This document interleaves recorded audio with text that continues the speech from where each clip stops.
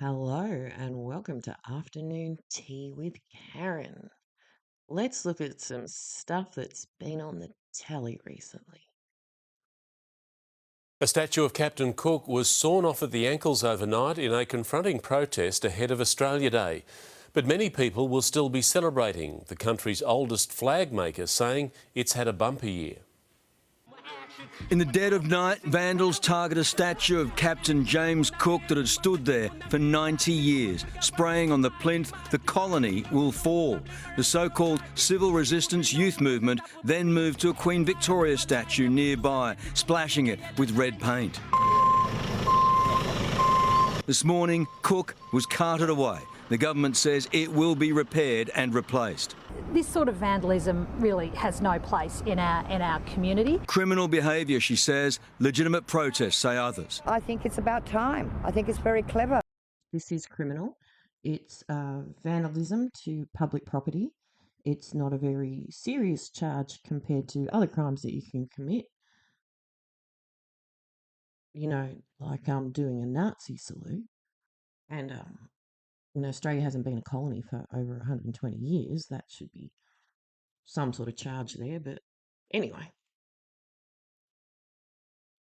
being in an organised group as well probably puts them on like a watch list, because they're doing criminal activity in a group, organised crime, even though it's just vandalism.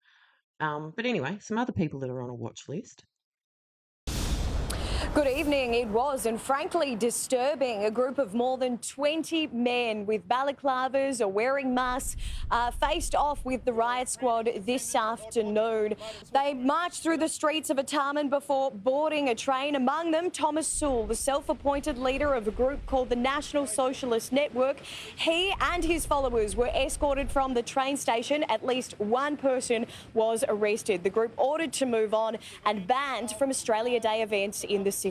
White men are not allowed to assemble and celebrate Australia Day on Australia Day, and this is the tyranny that we live in. So, Sydney. I wonder why they went all the way to Sydney.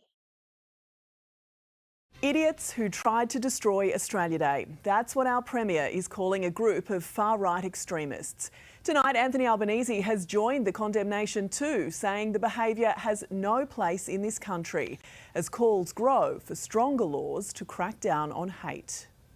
Marching with their banner of hate and our Australian flag. It has no place, and it is rightly being condemned by all decent people. If it wasn't so menacing, it would be completely ridiculous. It brought a swift response from New South Wales Police. More than 60 far-right extremists stopped from hijacking Australia Day.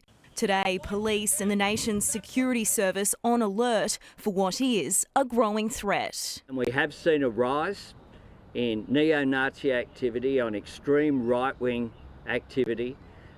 The Director General of ASIO has been warning of this for some time. We are open to strengthening the laws, particularly in relation to white power salutes. The masked man made it just 4 stops from Artarmon when police slowed the train, giving the riot squad time to intercept the group at North Sydney. Their anonymity is a weapon that they use.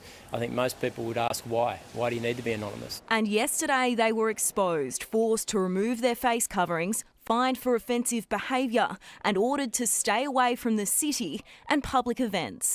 A lot of the organisers are interstate, effectively importing their hate into New South Wales. How's that for a photo opportunity? Same thing happened in Ballarat.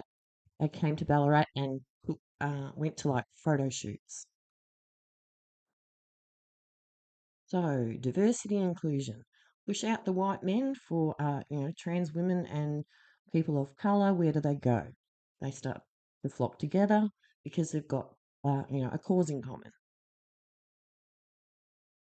And look how they're treated by the media, the government, and the police.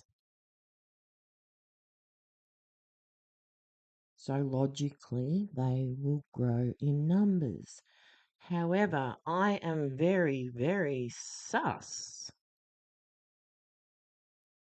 on this guy because when he was up, legislation changes. So they rocked up and did a Nazi salute on the steps of Parliament just prior to that becoming criminalised.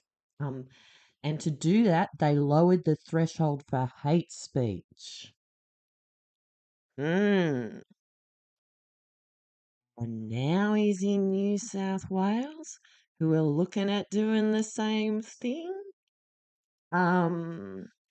Look for patterns in the chaos. Because it goes hand in hand with this. So, my favourite report. Survey responses took 3 minutes to do. Less than half of them were trans and the others were non-binary. So no one in this survey was gay, lesbian, bisexual, intersex, or... Oh no, that's it. All the non-binary people are clear. So this is what they want through legislation, and they assist with the federal government's disinformation and misinformation laws. And like I said, no one else in the rainbow is represented except for the T and Qs. And they need the L and the Gs to attach themselves to the unions because of the 1984, the miners' strike and them supporting the gay movement. And then all the other letters join themselves along, so the unions now support all the other stuff as well. And this guy's in New South Wales, and he's right into it as well. It's not even patterns in the chaos, it's just patterns. Or maybe I'm just jealous because I'm not known as notorious. Anyway, see you later. Bye.